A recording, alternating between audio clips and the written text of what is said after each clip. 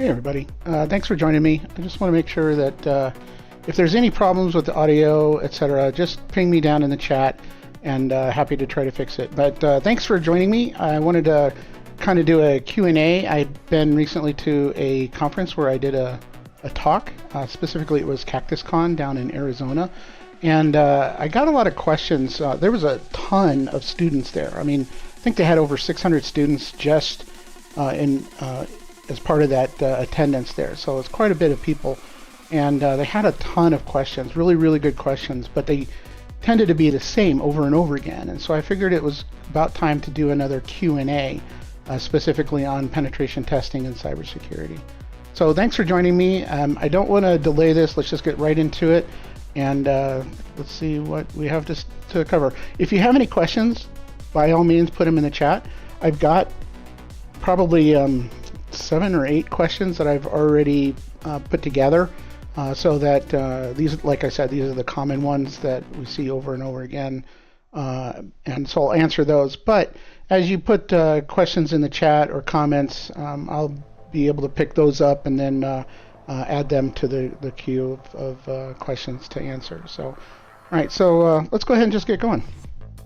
So the very first one I want to talk about is how do you start learning ethical hacking? So one of the things that we're going to get into a lot of details here and specifics. So, but I wanted to point out too is that ethical hacking is a very comprehensive type of question, right? So, and a lot of times it's hard to understand where to begin.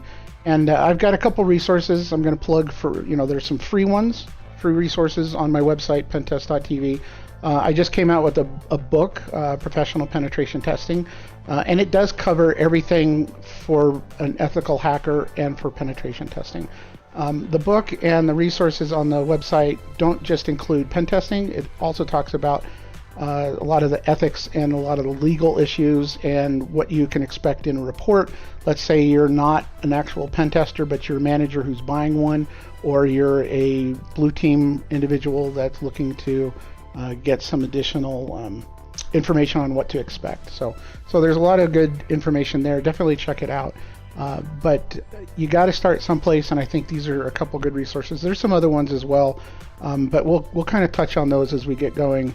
So the next thing is, do I need a college degree? I hear that a lot.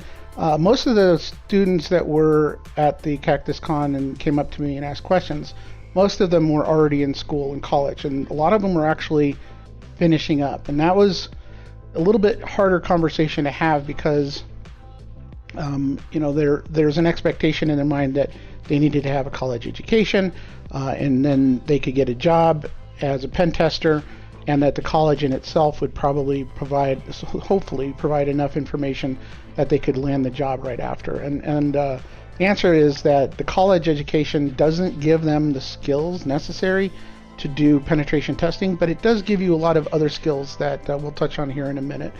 But I've known a couple principals pen testers that have almost no college at all, and they were principal pen testers. They were amazing individuals. And so the answer to this, the quick answer is no. You don't need a college degree in order to be a professional penetration tester.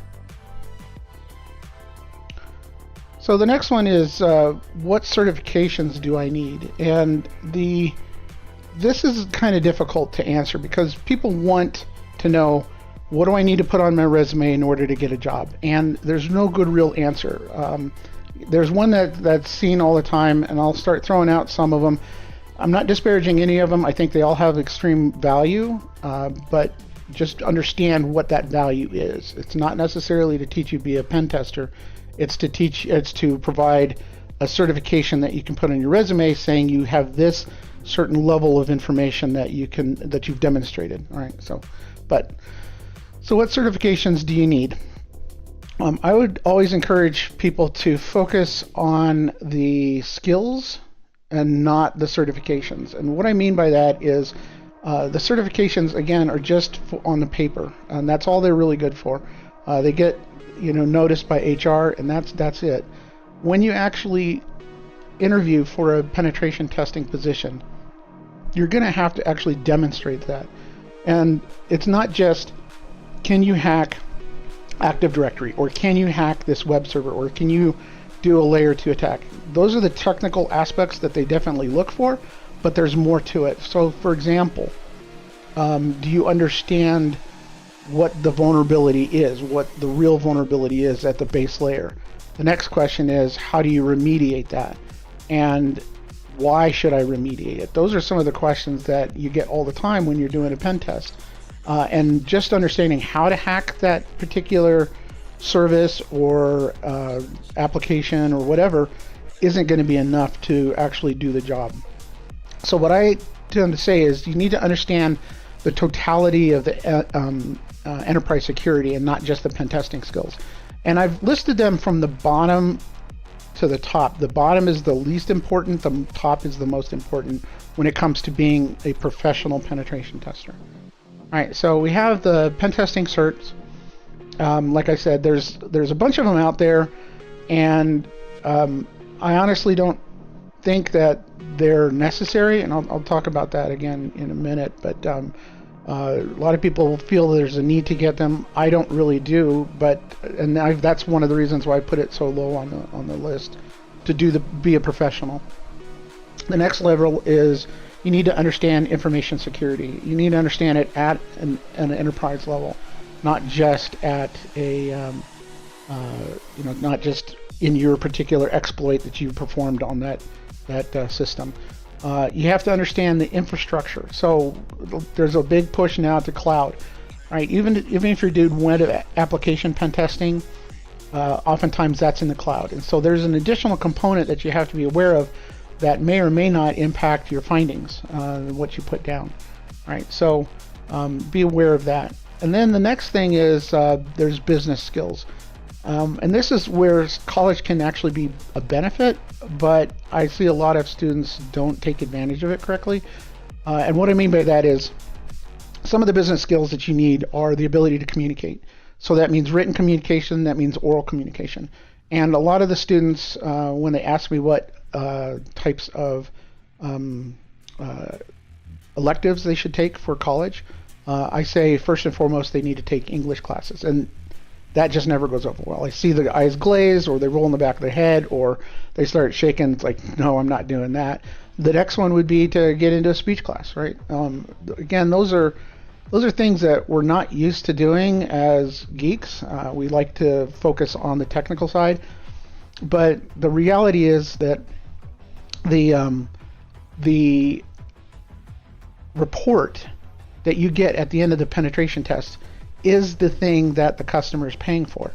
It's not your actual technical expertise, it's them understanding how that impacts their business. And the only way to explain how that impacts their business is to demonstrate the finding, then explain what the impact is to the business, and then you have to provide multiple options for the manager whose job it is to make a decision, a managerial decision on how to improve their overall security. It's not our job, it's their job, and you have to convey that information to them.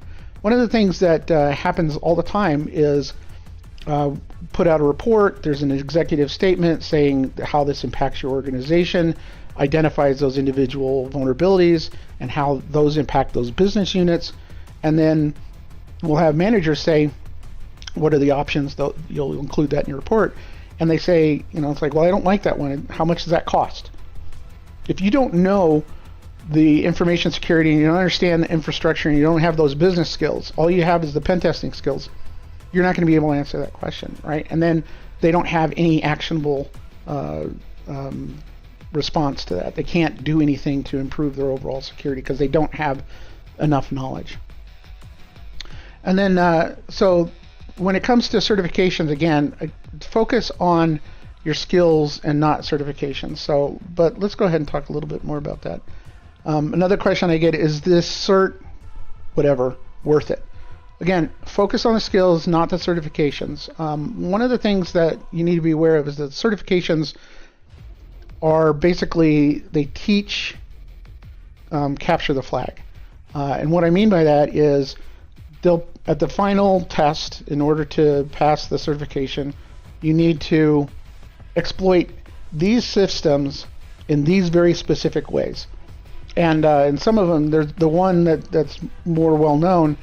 The big block was exploiting a system to get to Active Directory, and in order to exploit Active Directory, you had to know how to exploit that first one, but it was a very pinhole size exploit, and then you get into Active Directory, and then again it's a pin size hole exploit.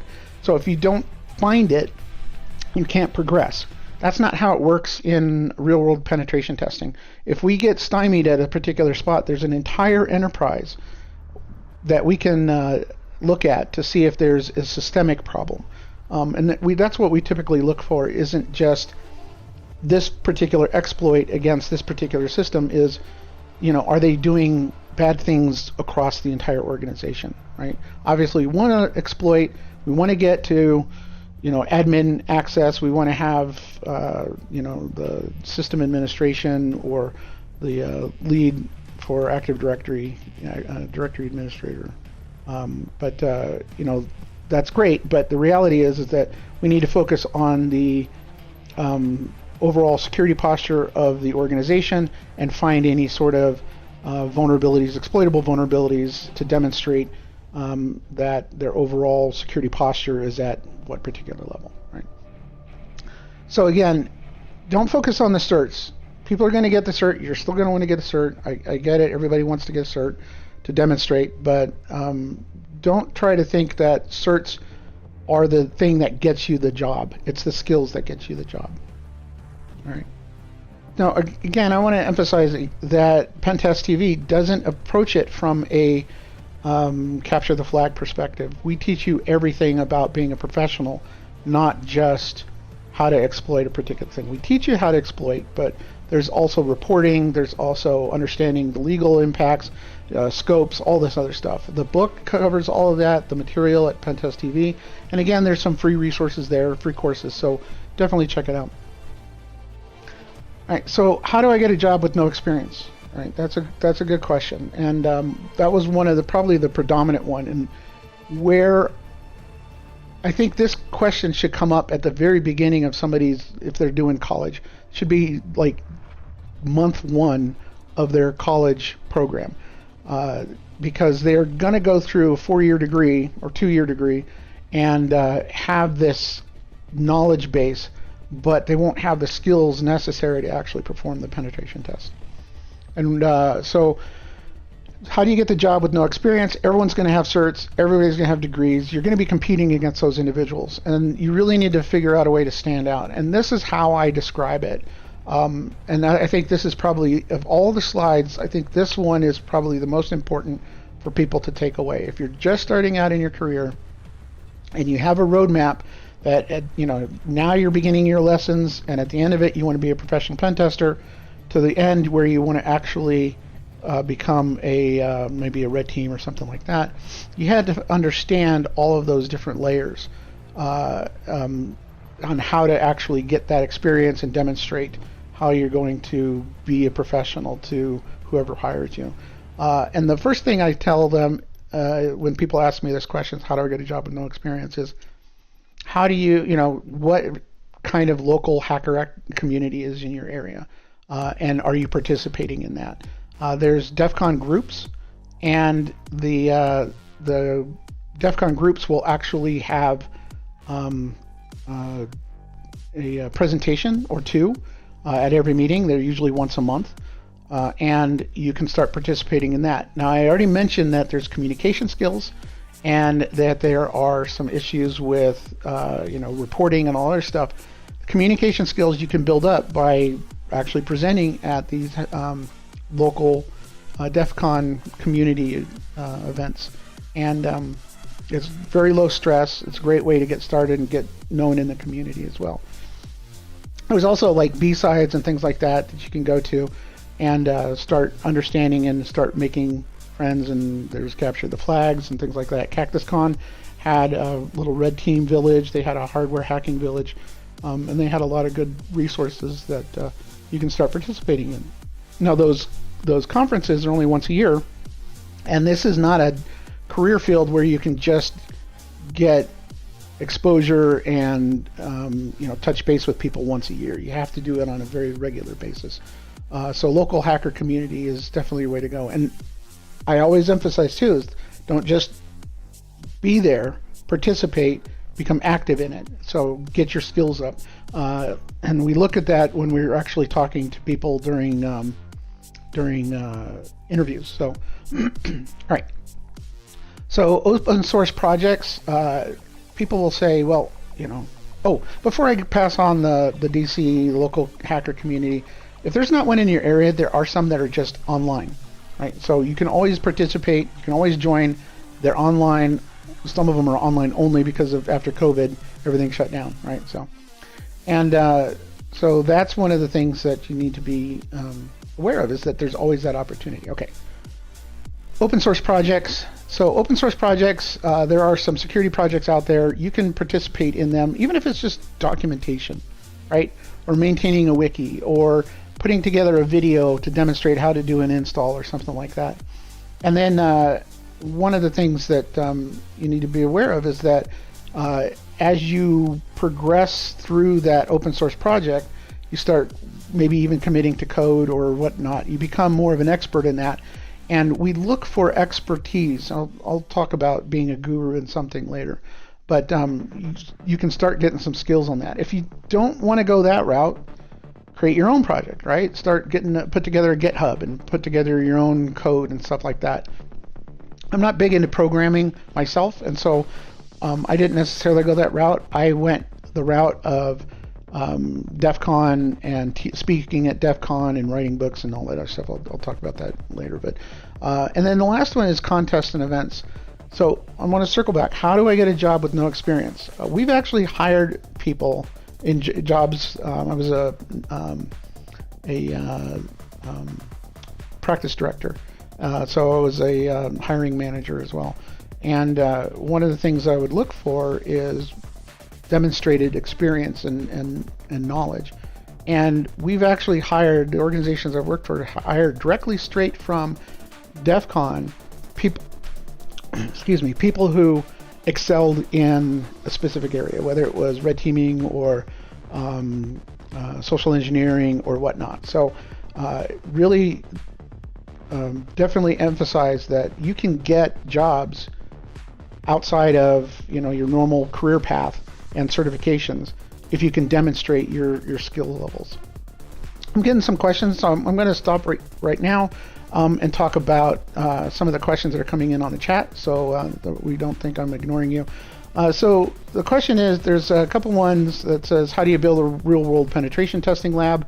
And then how do you install something in Kali Linux? And then specifically trying to install it for over a year and a half, can't succeed.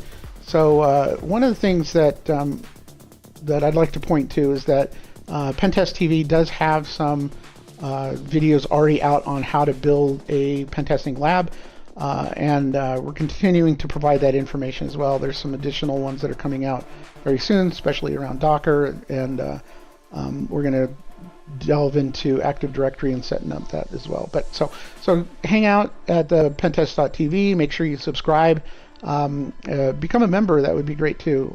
Help support the channel, and that will also encourage me to focus on expanding the videos in whatever direction everybody wants. So definitely check that out. So Pentest Lab, we've got a couple videos already out, and then how to actually practice in those labs. And then want to get offensive security certification, but really expensive for me because I'm a student.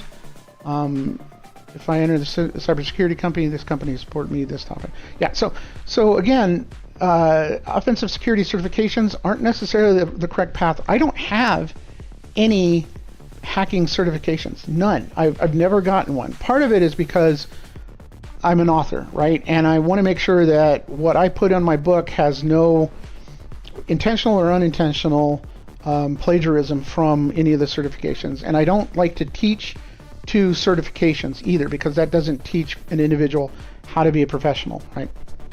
And so I personally don't even have offensive security certifications. They are expensive, and you need to be very careful about how you spend your money, because you commit yourself in one particular path, and if you can't complete it, that money's gone, right? And so there's a lot of other ways. And like I said, there's how do you get a job with no experience? How do you get a job with no certifications? This is also a great way of doing it as well. Again, understanding the information security, understanding enterprise architecture, etc., is definitely a way to, and then also the ability to communicate your findings and stuff are a way to get a job without any sort of certifications. Okay. Another question I get is, what programming languages should I learn? All right. So there's two types. There's scripting languages, and then there's programming languages. And then, yes, that's a good question. I don't know why hacking certs teach capture the flag. That's a question. I'm going to jump right to that because I think that's important. It's hard to demonstrate, right? How do you demonstrate knowledge of a particular skill set, right? And that's the mentality for a lot of these certifications is, let's set them up with a capture the flag scenario and actually see if they can jump through these hoops. That will reduce our pass rate, which makes it look good, like it's a tough certification. That doesn't... I've had a lot of individuals who have offensive certifications come to apply, and they sit down and we run them through our own little hacking environment, and we tell them in advance that hacking is important, right? Being able to compromise the systems are important, and we determine their skill sets, their abilities, what level we should bring them in on based on how well they do. But I would say about half of the actual value of the decision making that we use during this process of hiring somebody and running them through a scenario is the reporting and how they, again, what they find, how they report it, how they identify it as what types of remediation can be done, and then we grill them. We go ask questions just like a customer would, right? And so it's those non-hacking skill sets that make up 50% of whether or not the decision of whether or not we hire somebody. So the certifications themselves just get them past HR. I don't take a look at what certifications they have after that. So to get hired, it's not about the certifications. It's about your skills, right? So, sorry, I went off on a tangent. Feel free to keep asking these questions. It's really great. So again, what programming languages should I learn? I already mentioned there's two types, scripting and programming. I strongly suggest that you learn those scripting languages. We've got Python, Bash, PowerShell. Those are the basics. Python, because you're going to want to script. When I started out, I didn't do Python. I don't even know when it came around because I started off in the late 90s, and I was using Perl. Perl was my script, and I always had a phrase that if I wrote more than 100 lines of code, there was something wrong, right? Something I wasn't doing right. So again, when I came to pen testing, shorter scripts, being able to automate tasks, things like that, that's really the focus of scripting languages, like Python, for example. Bash, that's the underlying shell for Linux. So you really need to learn Bash and sed and awk, right? Those are really important. And then PowerShell, because if you're going to compromise a Windows system, you need to be able to understand how to use PowerShell. I mean, I think that scripting language is really powerful. It used to just be command line and DOS commands. It was really pitiful, but now PowerShell is a lot better than what we've had to deal with in the past. So learn those three. Absolutely learn those three. Now, programming languages, I don't know Go, I don't know C, I don't know C++, any of the C varieties, C#, which really isn't a C, but it stole the name. So anyway, I don't know Go, I don't know C, I don't know Rust, I don't know a lot of these other ones. I know SQL and I know JavaScript and I know PHP, but because I exploit those, right? I don't learn JavaScript to write my own website, and I don't learn SQL to build up my own database. I use it to extract information, right? So I learned just enough of those programming languages that are listed here to understand how to exploit them. So you don't have to be familiar with programming unless, here's a caveat, if you're going to do application pen testing, not just web application pen testing, but application pen testing, you're going to want to look at code. You're going to want the actual source code. So you need to be familiar with programming. So if you're interested in programming, go for it. You're going to find your niche in the field, and you're going to absolutely kill it. But for me, I do web application, I do network, I do cloud penetration testing. I don't know C, and I don't need to know C. The other ones are more than sufficient. Now, who knows, time might change, but so figure out where you want to go, and then go in that direction. We'll talk about that here in just a second.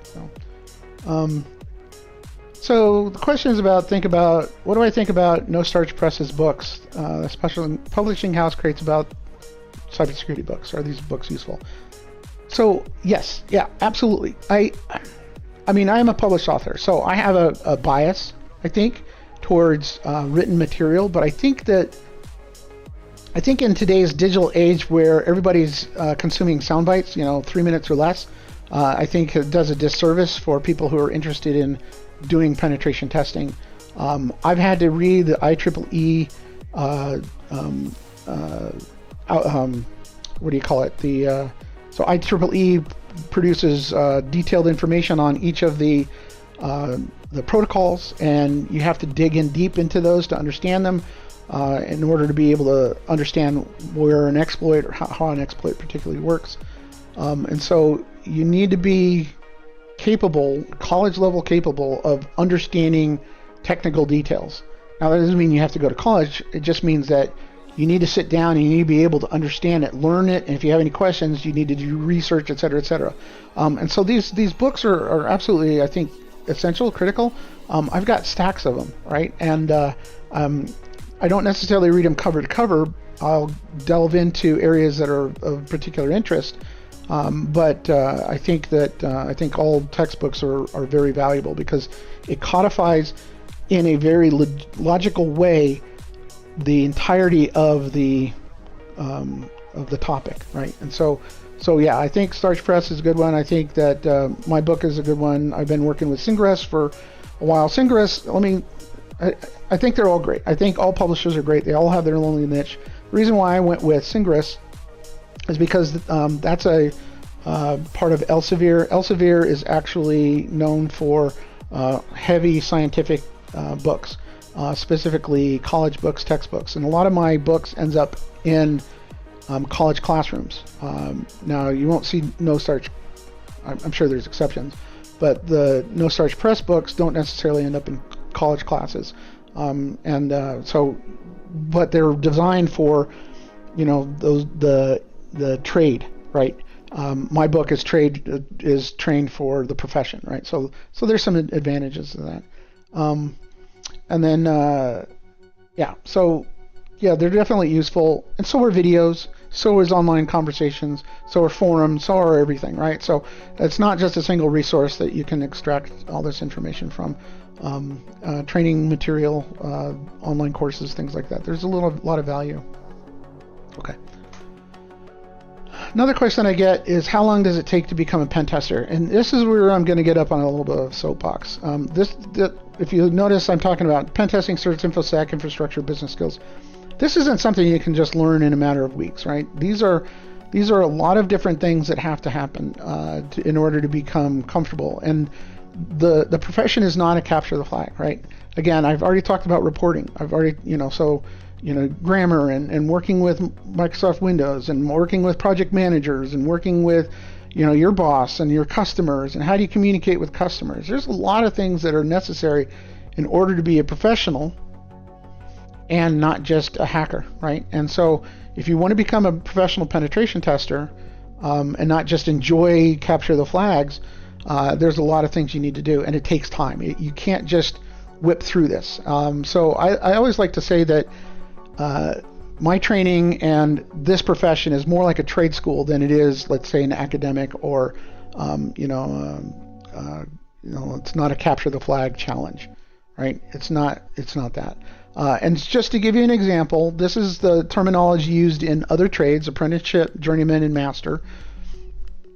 Those are just words, and basically what they indicate is that there are training that happens during the apprenticeship where you're learning how to do stuff, and that often takes 1 to 3 years, right? You get your first job, real job, in about 3 years. So, if you line that up with college, and people haven't done any of this training, and they're finishing college, they still have 2 to 3 years of training in order to become a pen tester, right? So that's why I say you have to overlap a lot of this stuff at the same time, not just take it one step at a time. We'll talk about that here and again in a minute. But so just training is going to take 1 to 3 years to get comfortable enough to actually sit for an interview and try to get a job. So I wouldn't expect your job without at least 3 years, 2 to 3 years of experience, average experience. People are doing other things. This isn't your full-time career trying to learn how to do pen testing, right? You're using in college, or you're doing, this part-time, you've got a job or something's occupying your school, your whatever, right? And so 1 to 3 years in your spare time, even if it's 8 hours a day. Journeyman, first job, 3 to 5 years. That's about how long it's going to take for you to land your first job if you're starting from scratch and you have no idea how to actually do penetration testing. And then even once you get to the level of your first job and you're actually working for a few years, you won't be able to be independent until you really get to that 5-year mark of knowing nothing to actually working. Because there's a lot of that business skills that people just don't have, and they have to develop it in-house in order to be proficient. So, right. So how long? I say, unfortunately, it takes some time. It takes years to actually do all this. All right. So I say all this stuff, and people say, well, that's all fine and dandy, but it's too esoteric. It's not giving me any sort of actual roadmap, anything I can do in order to advance, right? And so here's a roadmap that I give people when they really press me. It's like, what do I need to do? This is what you need to do in a nutshell. So first thing you need to do is pick a technology. I mean, are you interested in programming? Are you interested in networking? Are you interested in cloud, right? Those are 3 different areas that are really critical to understand. When I was practice director, we had an application practice, we had a network pen testing practice, and we had a red team practice, right? And then cloud was under my purview. So now that you pick a technology, whether it's programming or networking or cloud, you need to become a guru at that. I don't mean just working knowledge. It doesn't mean like you can pull up files on Linux. I mean, can you set up a server in an enterprise environment? Can you make sure that everything is running correctly? Do you have the ability to monitor it? Patching, all that other stuff. You have to become a guru at something. If you're going to do programming, can you build an entire stack, front end to back end, right? And that's more operational, but can you do that? Can you be involved enough and understand how all of those pieces connect and communicate with each other? Can you troubleshoot them? Can you fix them, right? Cloud, can you architect it? Can you do DevOps? Can you understand the security? Can you deploy information, right? It's almost like you got to have a job. You got to be good enough to have a job in those technologies before you can actually do penetration testing, right? So you got to become a guru. You can pick your technology, you can become a guru, and then you can start learning the material for the CISSP and pick your training course all at the same time. You don't have to do these in order. 1 through 4 you can do all at the same time. So let's talk about number 3, learn the material for the CISSP. I'll go back real quick. If you'll notice, I talk about pen testing certs and then InfoSec, right? And when I talk about InfoSec, if you understand all the material, even at a high level, you may not be able to pass the CISSP. But if you understand all the material in there and how it relates to an enterprise, that's what they're trying to teach you in the CISSP or check your knowledge as, can you understand enterprise security, not just your skill set? Then you have the ability to talk to managers and technical people and speak their vernacular. So I would suggest also learning the material for the CISSP, whether or not you pass or try to even pass the exam immaterial. And then also pick a training course. So not a capture the flag path, right? So a training course can be your own training course. You can have your own plan. You can go to ChatGPT and say, hey, I don't want an actual training course. I want to build my own training course on how to go from point A to point B based on this technology and what I want to do at the end of it, right? And so put together your own training plan on how to get from point A to point B. I have my own training plans. You can definitely take advantage of that. Take a look at the Pentest.tv website. Take a look at the book. It talks about that as well. And then once you've done 1 through 4 and you're starting to feel comfortable, then you start to specialize and then you can certify. I wouldn't certify before that. And then when you certify, I would focus on those specializations. I wouldn't focus on pen testing. I see a question here. It says you've done the CEH Master Exam and the Red Team CRPT. So then what do you do, right? If you have all those other things already lined up, you've already picked your technology, you've become a guru at something, you can understand, the CISP and the enterprise security, and you've specialized in an area, then you're good to go, right? Your resume should be solid, and your ability to communicate and actually do a pen test and communicate those findings, write a report, and become an asset to an organization will be there. All right, so let me talk about my path. Again, I don't have any pen test certs. I don't. Again, I don't. It was necessary for me to get it. I was able to demonstrate my skills anyway. So what I did is I focused on. I was a system administrator for Solaris Systems back in the day, and then I did certify in system administration for Solaris, network administration, and security administration for Solaris, right? So that demonstrated my being a guru, number 2. So I picked the technology, system administration, became a guru at that, and then I picked up the material for the CISSP, ISC squared CISSP. I also got the ISSMP. I have a degree in management as well, and I've had some experience in that, so I picked that up as well. And then I specialized, right? And so I did the CCNP security, so that's a certification in Cisco, and so I got the CCNA security and the CCNP security. So that demonstrated my in-depth understanding of the Cisco platforms and networking and how networks communicate and the security issues that are surrounding all that, right? So, and then my latest ones are AWS, so AWS architecture specialist or associate, and then the AWS security specialist, right? So those demonstrate my specialization in web. Again, I don't have any pen testing certs, right?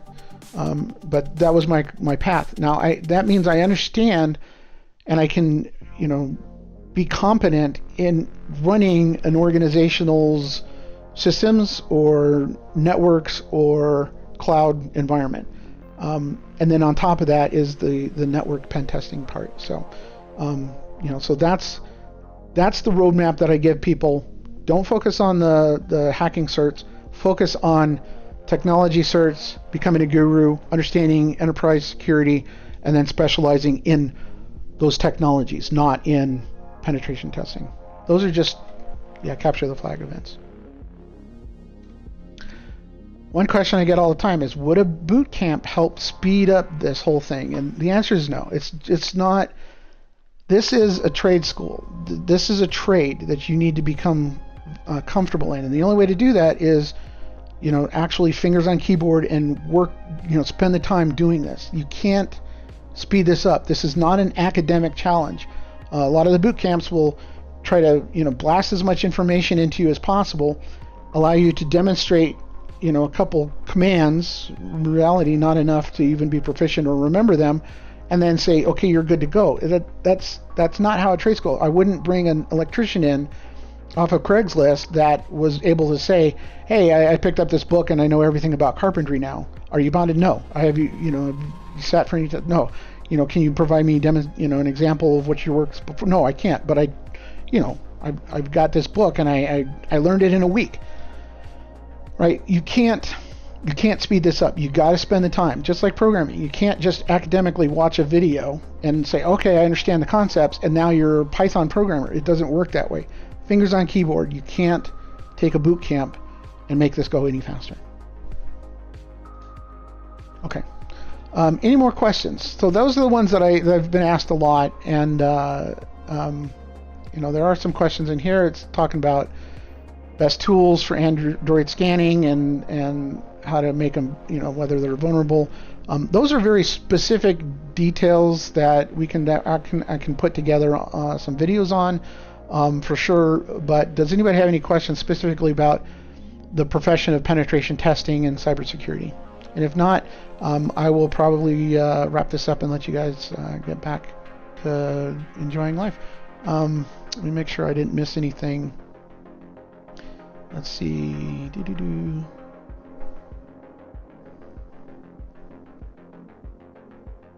Nope, I think that's it. All right, so thanks again for joining me. And if you have any questions, there's a Discord server that we've set up for Pentest TV. Swing over there. We have people of all different skill levels over there. People who are beginning and they have a ton of questions. There's a bunch of people who have been doing this, for decades and are happy to answer those questions. It's a very positive environment, and I like to keep it that way because I think that very few people have an opportunity to talk to and learn mentoring from these professionals. So somebody did ask if they want to become a network pen tester, any advice or roadmap. And then somebody else does have another question. I can wait for a few minutes. Yeah, I'll answer this first one. If I want to become a network pen tester, any advice or roadmap? So one of the things that I didn't mention is levels of difficulty. All right, I would say that if you're just starting out, web application penetration testing is probably where you're going to end up going. Right, because OWASP top 10, there's some good information, and most of the time you're going to be a new professional penetration tester is going to be relegated to externals or web application pen testing. And what I mean by that is they're not going to see a whole lot of network like FTP or SMB or RDP or SSH, or you're not going to do any sort of layer 2 attacks. You're just going to look at externally facing systems, applications, and web. And so web application is oftentimes where a lot of people start. If you're going to move into network penetration testing, there is additional skills that are necessary above and beyond, and including web application penetration testing, right? So if you're going to be interested in becoming a network pen tester, and that's what I actually enjoy the most, you'll need to become comfortable with web application pen testing. Then you need to understand how to hack things like the protocols and the actual communications. So like clear text protocols. So you have to be able to understand layer 2 attack vectors. So that's networking. Then you need to understand the actual protocols themselves. What's vulnerable to that? Like FTP, there's anonymous attacks, there's vulnerable applications, so that's the other layer that you need to be aware of. And there's so many things that are coming out when it comes to CVEs, the findings, the vulnerabilities. The biggest problem is that there's so many of them constantly coming out, but most of them are focused on networks. Or remote, it's from a networking penetration testing perspective, not from a web application, right? It's not SQL injections. It's usually there's flaws in the application, right? And so from a hierarchy, from a difficulty level, web application would probably be the easiest. Now you can get experts. There are people who do web application that know much more than I do, and they can run rings around me. But I am competent enough to do a web application pen test. And I may not be a subject matter expert, but I've had decades of experience with this, so I can definitely hold my own.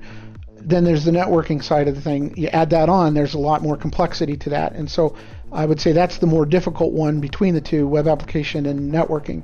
Now, all that combined, the harder one would be red team. And the reason why is because you got to know the web, you got to know the networking and all that other stuff, but you also have to be able to do it stealthily. And so now you're talking about command and control systems and things like that in order to be stealthy. How do you get into memory without being detected, avoid EDRs, things like that. So there's a lot more complexity in the red teaming, and I think that in order to become a network pen tester, I would start with the basics, understand that stack, become a guru at something, and then start understanding web application, and then you can diverge into the networking, become a network guru, and expand on that. Understand firewalls, build your own firewalls, things like that. Hopefully that answers your question specifically about becoming a network pen tester. Again, a lot of people want to be red teamers, but that's the end of the line. I mean, you're talking 10 plus years of experience before you can really be proficient in that. Can I Wi-Fi hack without a Wi-Fi card? Nope. You got to have a Wi-Fi card. You got to have one that can go into promiscuous mode. Some laptops will actually have that, but they're cheap. They're $10, $15. Just get an alpha. And then another question is, taking a university's master's on cybersecurity worth it? So I have a master's in computer science and I have a master's in management. I would say a master's in cybersecurity is not the direction you want to go. I hate to say that, because the problem is that there's nothing to fall back on. Like, I have a master's in computer science, which means that I understand a lot about computer science, right?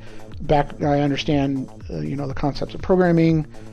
I did kind of lie a little bit about, I don't know C and I don't know C# and all that other stuff. I have taken programming courses. I just don't use them anymore. And, well, what you tend to forget, right? So, but the point is that cybersecurity, there's nothing to fall back on. Think about it this way: if you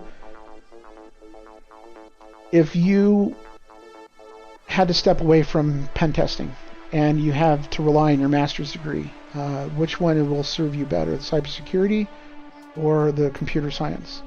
I could probably pivot into a lot of different computer science IT environments. You can't do that with cybersecurity. It's too specific. All right, so I would say, is a master's degree worth it? I think that's a personal goal. I personally enjoyed my time doing that, especially being able to do master's thesis on Kubernetes, not Kubernetes. I'm sorry. What was it? It was on. Wow, it's been a while ago, and I'm forgetting all of a sudden. Kerberos, I'm sorry. So Kerberos. So my master's thesis was on Kerberos and understanding how all that works. The tickets, the ticket granting service, golden tickets. What now we're calling silver tickets. How the communication, how that's encoded. How you prevent attacks, how you are susceptible to attacks, all that stuff, right? That was where my master's thesis. So I got to do a deep dive on some really cool technologies, specifically in this one was authentication, authorization, and encryption, right? Those were the areas that I focused on when I did Kerberos. And, so I think for me, the master's degree had allowed me to do a deep dive into material that I probably wouldn't have been able to do, have it peer reviewed, other professionals, other instructors, and things like that. So I think a master's degree is useful if you have the time and place for it. If you expect to use it to get a job as a pen tester, it's not going to get you there, right? Again, you have to have the skill set to be able to get there. Okay. And be able to demonstrate that, not just academically. Okay. Other questions? I think that's the last one I saw. Oh, oh no, I think I got them all. All right, again, thanks for your time, everybody. I'll wrap this up. Again, if you have any questions, swing over by the Discord server. I'm there most of the time, and happy to answer questions. So is everybody else, and there's some really good conversation that happens there. A lot of banter too. So by all means, definitely also check out, become a subscriber. Please be a subscriber, and I say that because it just helps me to understand, that people are actually interested in this, and I think of it as a community. You guys are friends and my peers, and I'd like to have these conversations with you. And supporting the YouTube channel is a great way of me being able to do this, and support you guys, and on the Discord server and everything like that. So definitely check it out. Subscribe, become a member. That would be fantastic. Check out the website. If nothing else, join us on the Discord server. And with that, thanks very much. I appreciate it. You guys have a safe journey.